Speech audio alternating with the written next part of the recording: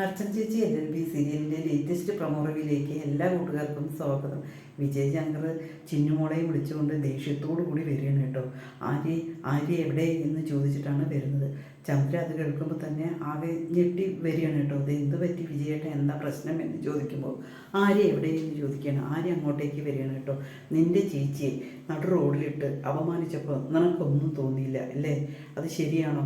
നീ എന്തായാലും ചെയ്തത് ഭയങ്കരമായ തെറ്റാണ്, അതുകൊണ്ട് നീ മാപ്പ് പറയണം എന്നിങ്ങനെ പറയണം കേട്ടോ. അത് കാണുമ്പോൾ ചന്ദ്രയ്ക്കാകെ ദേഷ്യം വരികയാണ്. ചന്ദ്ര പറയണം, എന്തിനു മാപ്പ് പറയണം? മാപ്പ് പറയേണ്ട ആവശ്യമൊന്നുമില്ല, എന്താ കാര്യം എന്നിങ്ങനെ ചോദിക്കുമ്പോൾ വിജയശങ്കർ പറയണം, ഇത് നിൻ്റെ ചേച്ചിയാണ്, അതുകൊണ്ട് മാപ്പ് പറഞ്ഞേ തീരുള്ളൂ എന്നിങ്ങനെ പറയുമ്പോൾ വിജയശങ്കർ ഒരു കള്ളക്കളി കളിക്കുകയാണ്. കാരണം ചിന്നുമോൾക്ക് വിജയശങ്കറിനോട് ഭയങ്കര സ്നേഹമുണ്ട് എന്ന് തോന്നിപ്പിക്കുന്ന വിധത്തിലാണ് വിജയശങ്കറിൻ്റെ അഭിനയം.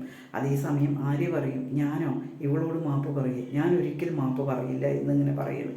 അതേസമയം വിജയശങ്കറിന് ദേഷ്യം കൊണ്ടിട്ട് ചിന്നുവിൻ്റെയും ചന്ദ്രയുടെയും മുമ്പിൽ വെച്ചിട്ട് ആര്യ അടിക്കുകയാണ് കേട്ടോ. അത് കാണുമ്പോൾ ചിന്നു പറയും, വേണ്ടിയിരുന്നില്ല അച്ഛ, ഇത് വേണ്ടിയിരുന്നില്ല എന്നിങ്ങനെ പറയും. ചിന്നു ആകെ പോയി വിജയശങ്കറിൻ്റെ കയ്യിൽ പിടിക്കുകയാണ് കേട്ടോ. ചന്ദ്രയ്ക്കാകെ ദേഷ്യം വരികയാണ്. അതേപോലെ തന്നെ ആര്യയ്ക്കാകെ അപമാനവും വേണം, കാരണം ചിന്നുമോളുടെ മുമ്പിൽ നിന്നിട്ടാണല്ലോ അടി കൊള്ളുന്നത്.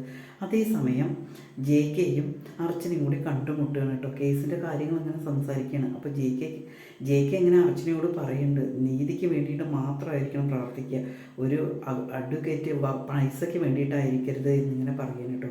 അതേസമയം അർച്ചന ചോദിക്കുന്നുണ്ട്, ഞാൻ അങ്ങനെ പൈസയ്ക്ക് വേണ്ടിയിട്ട് ഒരിടത്തും ഒരു കേസും ബാധിക്കാറില്ല.